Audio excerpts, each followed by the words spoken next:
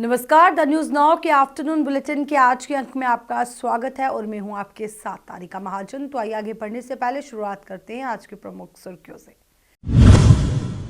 2047 तक विकसित भारत के पीएम के सपने में शामिल होगा जम्मू कश्मीर। प्रदेश में तेजी से हो रहा विकास का एलजी मनोज सिन्हा ने।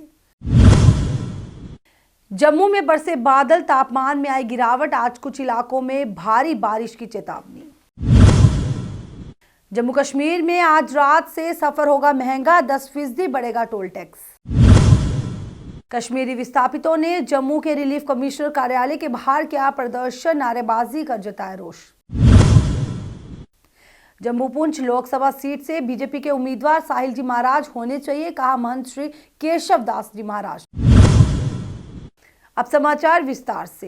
एलजी मनोज सिन्हा ने एक कार्यक्रम के दौरान ये कहा कि अगस्त 2019 के बाद लोग जम्मू कश्मीर में बदलाव महसूस कर रहे हैं। कुछ लोगों की ओर से बाधाएं खड़ी किए जाने के बावजूद भी 2047 तक प्रधानमंत्री नरेंद्र मोदी के विकसित भारत के सपने में केंद्र शासित प्रदेश को भी शामिल किया जा सके, ये सुनिश्चित करने में हम अपने लक्ष्य के करीब पहुंच रहे हैं। ये बात उपराज्यपाल मनोज सिन्हा ने एक कार्यक्रम के दौरान कही।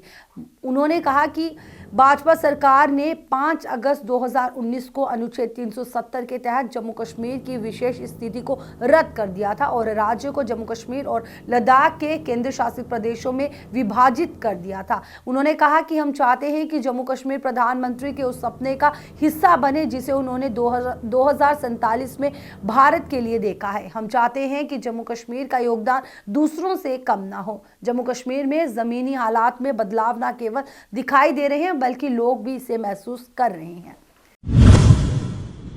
जम्मू के रूपनगर इलाके में आज शिव शक्ति मंदिर में जम्मू मेयर राजेंद्र शर्मा द्वारा वहां का दौरा किया गया। वहीं से दौरे के दौरान मेयर राजेंद्र शर्मा ने वहां के स्थानीय के लोगों की समस्याओं को सुना और उन्हें यह आश्वासन दिया कि जल्द से जल्द उनकी जो भी समस्या है उनका जल्द से जल्द निवारण किया जाएगा। बात तो ये है कि मंदिर तोड़ा नहीं गया है, मंदिर वहीं पे है जहाँ है।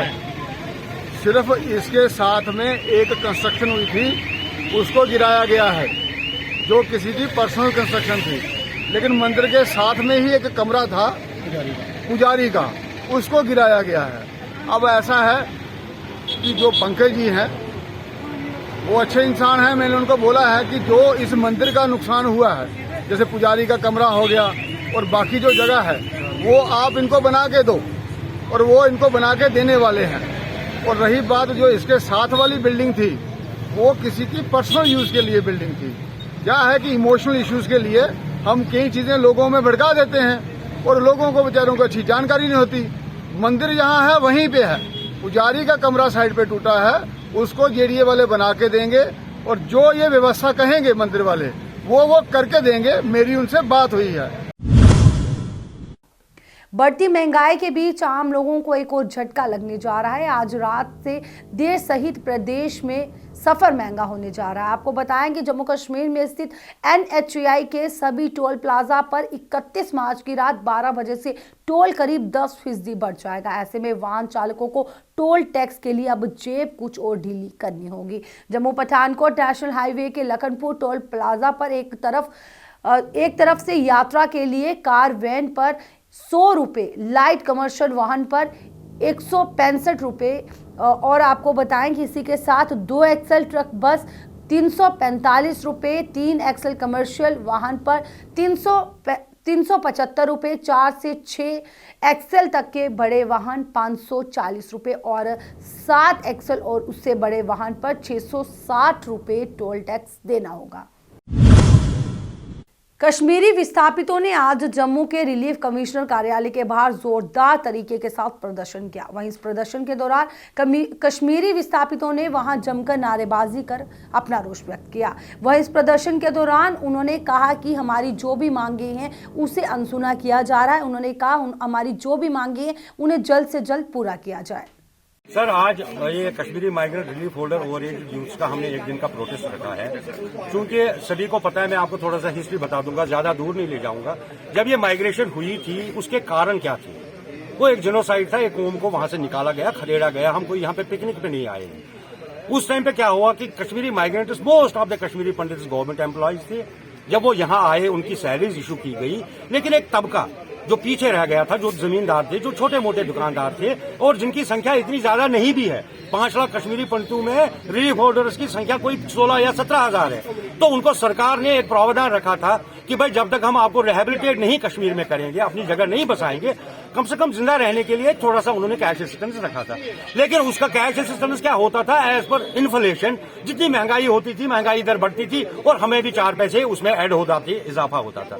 चूंकि मोदी जी सरकार हमारी अपनी सरकार है, इस सरकार से हमें ज्यादा एक्सपेक्टेशन थी कि ये हमारा रिलीफ ज्यादा करेंगे, हमारे साथ बात करेंगे, हमारे साथ संवाद करेंगे कि आपको क्या तकलीफ है जो हम, लेकिन 6 साल में इस रिलीफ की आज तक कोई वृद्धि नहीं हुई है। इसलिए आज हम अपने जो प्राइम मिनिस्टर साहब है, जो हमारे पिता तुल्य हैं, जो भगवान हैं, उनके सामने अपनी फरियाद लेके आए हैं कि मोदी जी, हम भी आपके औलाद हैं, हम भी इसी देश के वासी हैं, हमने भी इस देश के लिए कुर्बानी दी है।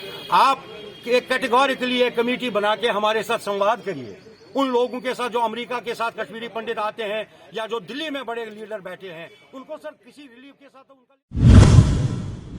महंत श्री केशव दास जी महाराज ने कहा कि तमाम लोगों से ये उन्होंने मांग की है कि बाल संत साहिल जी महाराज को जम्मू पुंछ लोकसभा सीट से चुनाव लड़ने चाहिए। और महंत श्री केशव दास जी महाराज ने यह भी कहा कि प्रधानमंत्री नरेंद्र मोदी और गृह मंत्री से ये अपील करते हैं कि जम्मू पुंछ लोकसभा सीट से बीजेपी के उम्मीदवार साहिल जी महाराज होने चाहिए। बधाई खास करके हमारे देश के प्रधानमंत्री नरेंद्र मोदी जी को और अमित शाह जी को। आज बहुत ही पावन शुभ दिहाड़ा है और हज़ारों की तादाद में झांकी निकली हुई है खोड़ में। जम्मू का खोड़ ब्लॉक है, वहाँ पर झांकी निकली हुई है। और आज हम नवरात्रों के माध्यम से प्रधानमंत्री मोदी जी को बताना चाहते हैं, रिक्वेस्ट निवेदन करना चाहते हैं कि इस बार मेंबर ऑफ पार्लियामेंट की जो सीट है, वो टिकट जो है वो हमारे साहिल जी महाराज, जिनके अंदर बहुत ही जज्बा है देश सेवा का, मातृभूमि की सेवा करने का बहुत उनके अंदर जज्बा है। हम जितने भी खोड़ वासी हैं और जम्मू की जितनी भी जनता है, सबका अरमान है कि युवा संत। मौसम विभाग ने ये कहा है कि 31 मार्च से 1 अप्रैल के बीच बारिश होने की संभावना है, जो जम्मू संभाग को हल्की से मध्यम बारिश के साथ प्रभावित करेगा, जबकि कश्मीर में ऊपरी इलाकों में हल्की बर्फबारी और मैदानी इलाकों में बारिश होने की संभावना है। Wool and woollen expert promotion council द्वारा सम्मेलन हॉल, उद्योग भवन, रेल हेड कॉम्प्लेक्स जम्मू में एक कार्यक्रम का आयोजन किया गया। वहीं इस कार्यक्रम में वुलन टेक्सटाइल इंडस्ट्रीज के कई अधिकारी मौजूद रहे और उनके चेयरमैन रमेश खजूरिया द्वारा इस कार्यक्रम के बारे में विस्तार पूर्वक जानकारी दी गई। सबसे पहले तो मैं आप सब मीडिया भाइयों का, बहनों का मैं धन्यवाद करता हूं कि आपने अपना समय निकाल के इस इवेंट को कवर करने के लिए आप आए, उसके लिए आपका बहुत बहुत आभार, थैंक यू। ये आज जम्मू में हम 1 डे कैपेसिटी बिल्डिंग वर्कशॉप कर रहे हैं।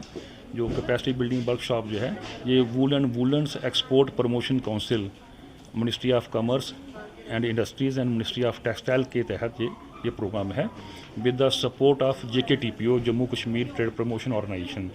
तो इसमें क्या कि जो जम्मू रीजन से, जम्मू प्रोविंस से जो आर्टिज़न हैं, वीवर्स हैं, स्टार्टअप्स हैं, न्यू एंटरप्रेन्योर्स हैं, जहाँ जो पहले से काम कर रहे हैं, जो इसमें टेक्सटाइल में, वूलन प्रोडक्ट में, उनके लिए कैपेसिटी बिल्डिंग वर्कशॉप है कि वो अपने डोमेस्टिक काम को कैसे उसको एक्सपोर्ट में कन्वर्ट कर सकते हैं। जम्मू शहर में आज की शुरुआत बारिश के साथ हुई। बादलों के बरसने से तापमान में काफी गिरावट आई है। अभी भी बादल छाए हुए हैं। जम्मू श्रीनगर पर यातायात जारी है, हालांकि मुगल और SSG रोड बंद है। इससे पहले बीते दिन हल्की बूंदाबांदी के बीच जम्मू में दिन का तापमान सामान्य से थोड़ा चढ़कर 29.4 डिग्री सेल्सियस तक पहुंच गया था। जम्मू समेत विभाग के अन्य कई जिलों में दिन में तपिश का एहसास हुआ। द न्यूज़ नाउ के आफ्टरनून बुलेटिन के आज के अंक में बस इतना ही। मुझे दीजिए इजाजत, नमस्कार।